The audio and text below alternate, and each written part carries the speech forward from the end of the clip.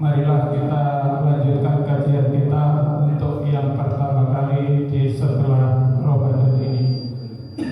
Terima kasih. Waktu kami persilakan.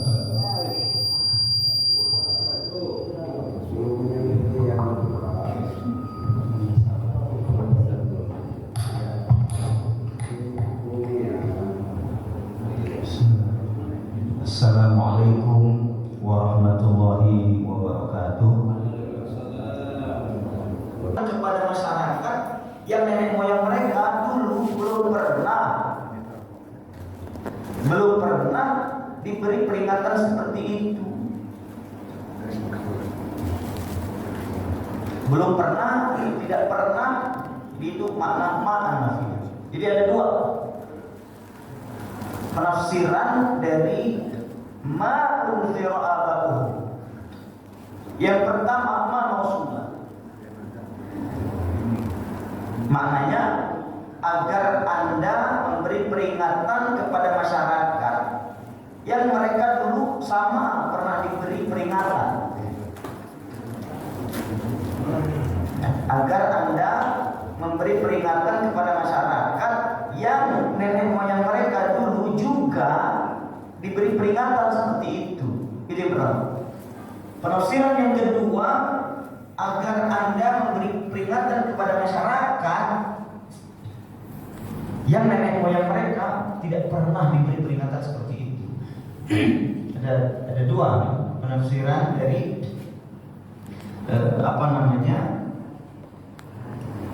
ayat ini. Diberi peringatan dengan azab. Azab yang seperti apa? Nenek moyang mereka Arab dulu nggak pernah diberi azab seperti ini. Kalian diberi azab seperti ini sebagai peringatan.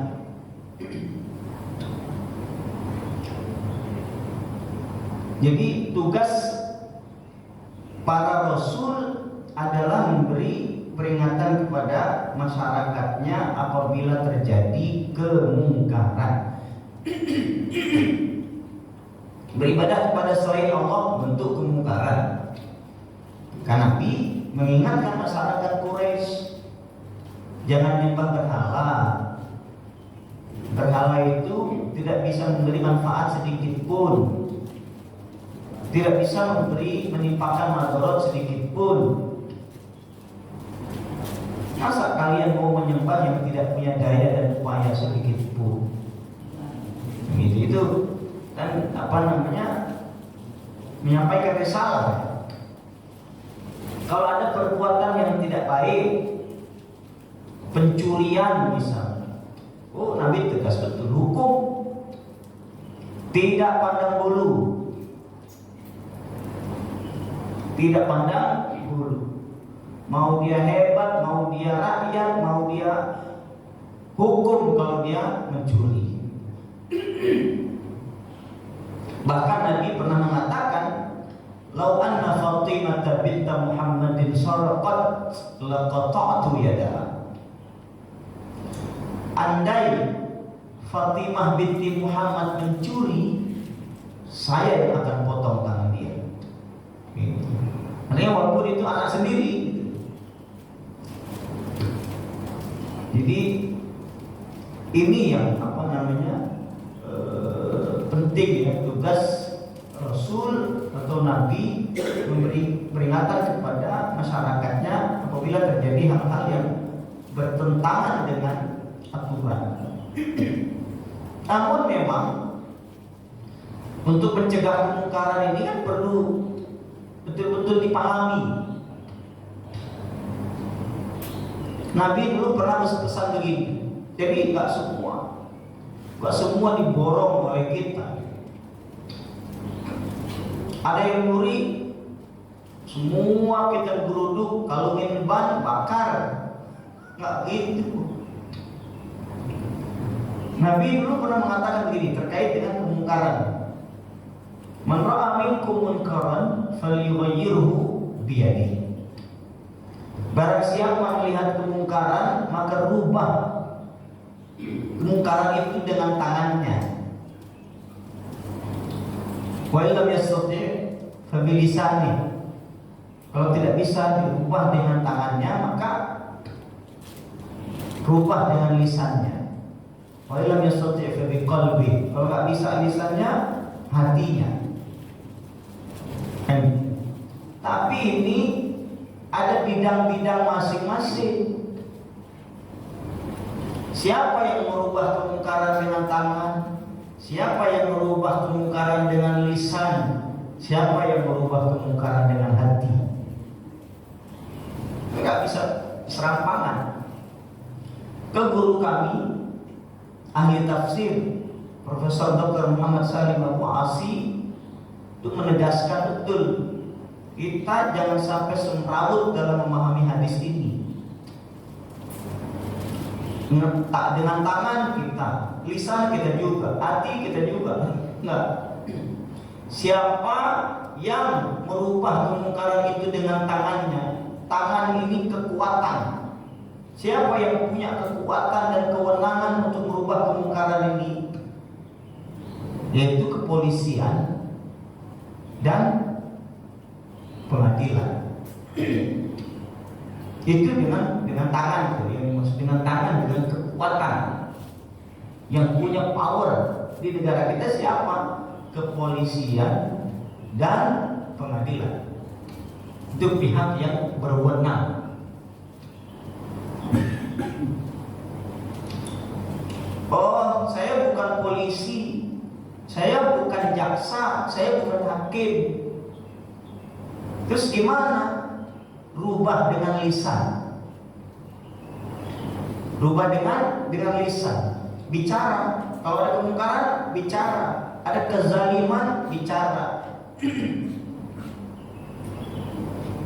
Kalau itu bidang dia, jadi bicara juga nggak sembarangan, gitu ya. Kalau itu bidang dia. Jadi jangan sampai bicara yang bukan bidangnya karena pasti salah. Andai pun benar secara kebetulan, karena bukan bidang dia. Dia nggak ngerti bicara itu, kan menjadi problem ya. Jadi merubah dengan lisan itu sesuai bidang. Maka bicara sesuai apa yang dia ketahui. Kan di dalam Al-Quran kan sering betul diingatkan, wala taqfu ma laysa laka bihi ilm. Jangan bicara yang Anda tidak tahu sama sekali, karena akan problem. Benarnya saja salah, apalagi salahnya. Karena dia nggak ngerti.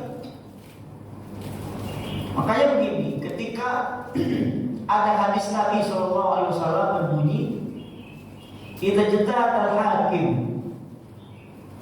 fa asaba falahu ajran wa idza jata'ala fa akhta'a falahu ajrun." Seorang hakim, seorang mujtahid ketika berijtihad dan ijtihadnya benar, maka dia mendapatkan dua pahalanya. Satu pahala ijtihad, dua pahala benar hasil ijtihad. Tapi kalau seorang hakim atau seorang mujtahid berijtihad dan ijtihadnya salah, maka dia dapat pahala juga. Padahal ijtihadnya salah, dia dapat pahala. Pahala apa? Pahala ijtihadnya.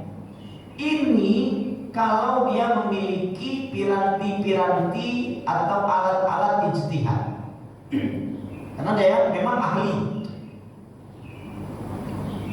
Tapi kalau dia tidak memiliki alat-alat ijtihad, dia nggak ngerti, bukan ahli, kemudian berijtihad, ini benarnya saja salah, apalagi salahnya.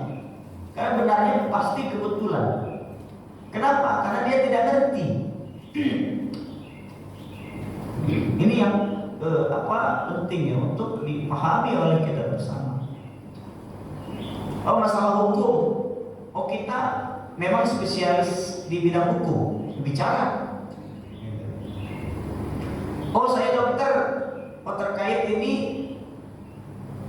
saya bicara karena dia dokter. Oh terkait dengan virus, karena dia ahli virus, dia bicara. Tidak benar nih kalau begini, karena dia ahli virus. Kalau kita bukan ahli bidang itu, kemudian kita bicara. Ini kayak orang berada dalam hutan nggak tahu jalan. Nah ini yang perlu betul-betul pahami. Jadi jika melihat kemungkaran maka rubah dengan tangan. Siapa ini pihak yang berwajib? Kepolisian, kejaksaan, hakiman, pengadilan dan sebagainya. Kalau tidak punya kekuatan ini, kekuatan tangan ini, maka dengan lisan ini pun sesuai bidang yang dia ketahui. Kalau dia tidak ketahui, jangan bicara. Mesti diam. Kalau dia bicara akan menjadi problem yang tidak kunjung usai.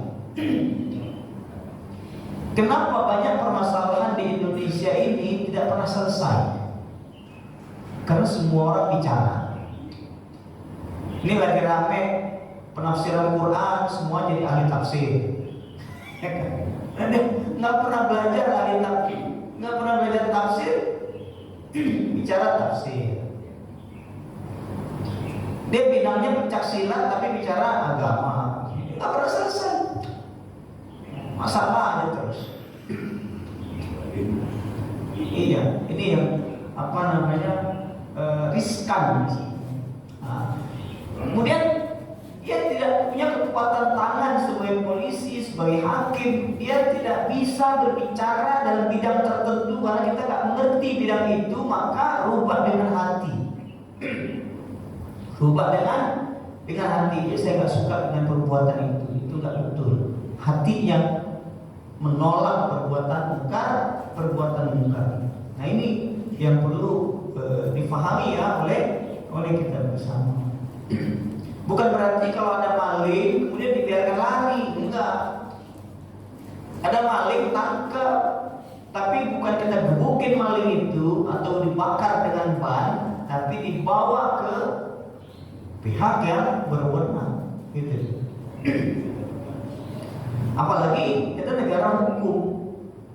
Ini yang perlu dipastikan. Iya. Kalau ada ketidakadilan, kalau ada kecurangan, tak boleh kita main gebuk,